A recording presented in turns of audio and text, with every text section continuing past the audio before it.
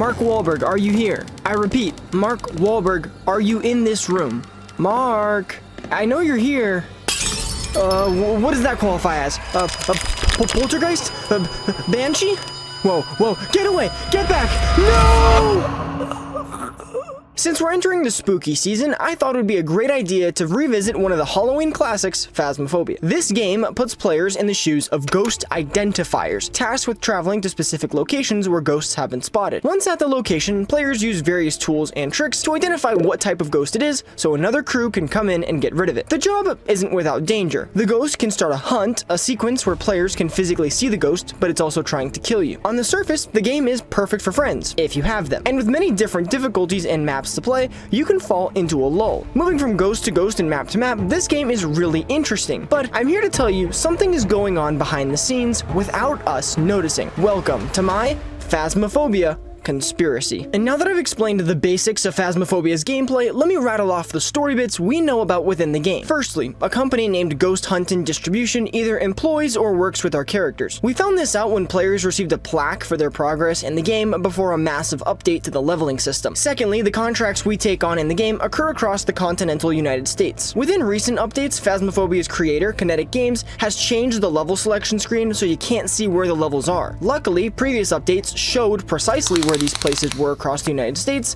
and they're far apart. That's quite big. Impressive. You have levels like Tanglewood Drive in Washington and Brownstone High School on the border between Arkansas and Missouri. Using a distance calculator to try and get as close as possible to the two locations gives you a distance between the two of 2,784 kilometers or 1,730 miles. So our ghost hunting company has some range. Another interesting detail is our characters only try to identify the ghost. Using tools like thermometers, EMF readers, spirit boxes, and more, we narrow down the possible ghost types until we find the one. Once we find the one, we pack our bags, leave the site, and collect a paycheck of $300 if we guess the ghost type correctly. The paycheck amount can vary depending on the difficulty, but our characters are professionals, so it's safe to assume the professional mode is the most accurate. An interesting part of the gameplay is taking photos, which also rewards you with money. Photos of the ghost, what it's touched, cursed objects, the list goes on. But someone is paying our players for these photos, and this prompted me to do more research on our crew and their headquarters. The base of operations for our characters is big. Shelves on the wall housed cursed objects, and entire walls and shelves are dedicated to showing off the tools players use in the game. There's an entire system set up where players can order supplies and have them instantly delivered to their truck to be used in the next game. As I mentioned earlier, these games can take place all over the US, which is odd. From a business standpoint, it doesn't make sense. Trucks like the one we use in Phasmophobia get an average miles per gallon of 10 miles. An example is driving from Bleasdale to Tanglewood. That's around 486 miles apart, which means you're spending $145.80 one way and $291.60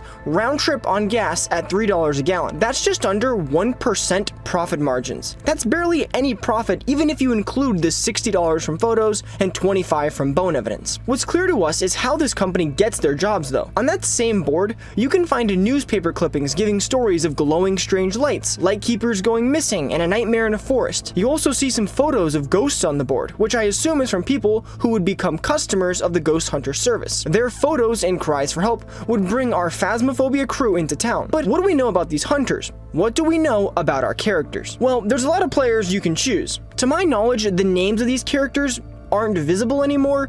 In a previous update, you may have seen their names. There is an old Reddit post where someone listed the names and described who the name belongs to, but I don't know if this is 100% accurate, but assuming there's a fraction of truth, the character I want you to focus on is Fred, an orange hair guy. Because while searching that same board I mentioned earlier, I found an employee questionnaire. While the questions are tough to see, I know for a fact that this question, second down from the top, says, "What is your name?" To which the response says Frederick and more letters I couldn't make out. Finally, we have an opportunity to learn more about the crew and what caused them to get a funky job like ghost hunting, where the threat of death is a regular occurrence. And never mind, the entire thing is extremely blurry. Lucky for me, I was able to make out a few more questions like what is your age, to which Frederick responds 38 years. There's another question which I believe says what family have you, and Fred responded only myself and wife. Aside from those, there's nothing else on here I could read and get anything close to a concrete answer, but more importantly, this tells us that there is an employer. A formal company structure must exist for this questionnaire to make sense. So, viewer, it's time to dive into my crazy and unhinged conspiracy theory about who our employer is. Drumroll please, the government. I know, the government is often the target of many conspiracy theories, including mine. However, it doesn't have to be the government, but it will all make sense once I explain everything. Firstly, why did I come to the conclusion that the government or some shady organization is at the core of this? The first piece of evidence I used is this newspaper clipping on the clipboard stating there's a new chief. When referring to a government organization like the police, the military, or even Congress, the word chief is commonly found in the title of positions. So if a new chief is being appointed, the question is, what department is this chief being appointed in? And does it have anything to do with our crew? Seeing that this clipping has been posted on the board, it must mean it's important to the ghost hunting crew in some capacity. The second point that made me lean in the direction of this conspiracy is the easy access to resources. As I mentioned earlier, I concluded that with the hypothetical numbers we made around the profit of running the ghost hunting business, this didn't make financial sense. Well, having the government supply you with resources instantly and cover basic costs like a base of operations,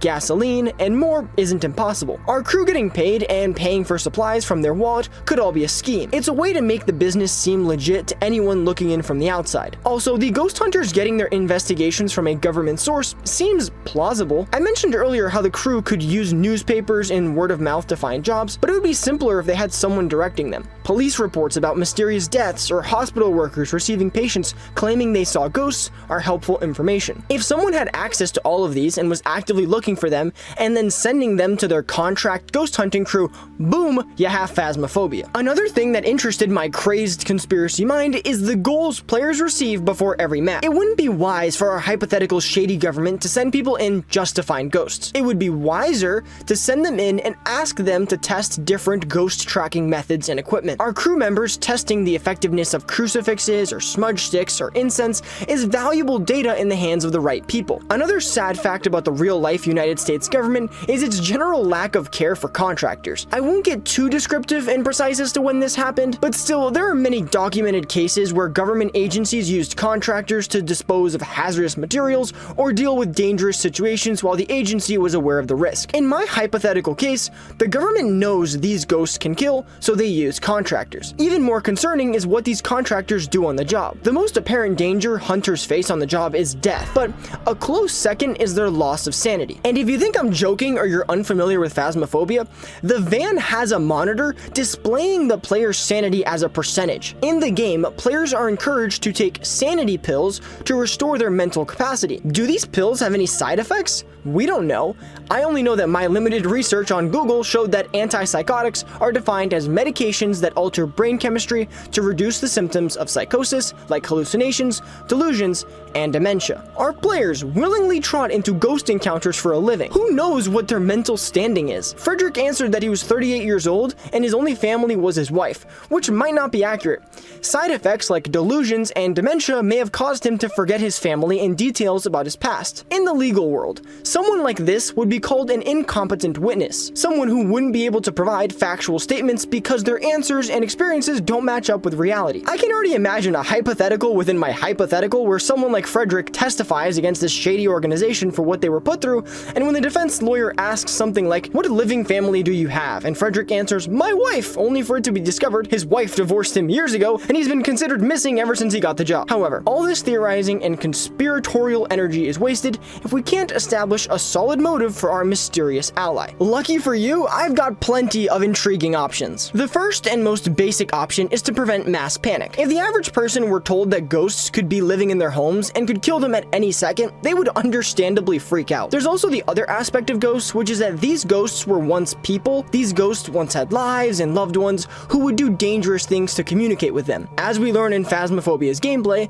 communicating with ghosts may provoke them, and provoking them can lead to the fatal result known as death. This means it's generally safer for the public not to know about the existence of ghosts. What they don't know can't hurt them. And if you need a reason why the government or a shady organization would hire ghost hunters, they make excellent guinea pigs. No, I'm not referring to the cute pet guinea pigs people own. I'm talking about the ones used in experiments. The ghost hunters working in their own groups and company structure could keep them off of official government records. And as I mentioned earlier, ghost hunting has an occupational hazard of death. So if the government were to have officially documented government workers dropping dead on the job, it may raise some suspicions. But if the people dropping dead were part of small ghost hunting companies around the United States, it's easier to cover up. Adding to the fact that these ghost hunters are taking sanity medication and are hunting ghosts, which the broader population doesn't believe in, you can sweep this under the rug as an oddity. On top of that, recruiting multiple ghost hunting companies, which is us the players, allows for a large volume of data collection on ghosts. Each case presents challenges and hurdles the hunters tackle and can report back on. If you really want to put on the tinfoil hat with me, the ghost types that the game has added over the years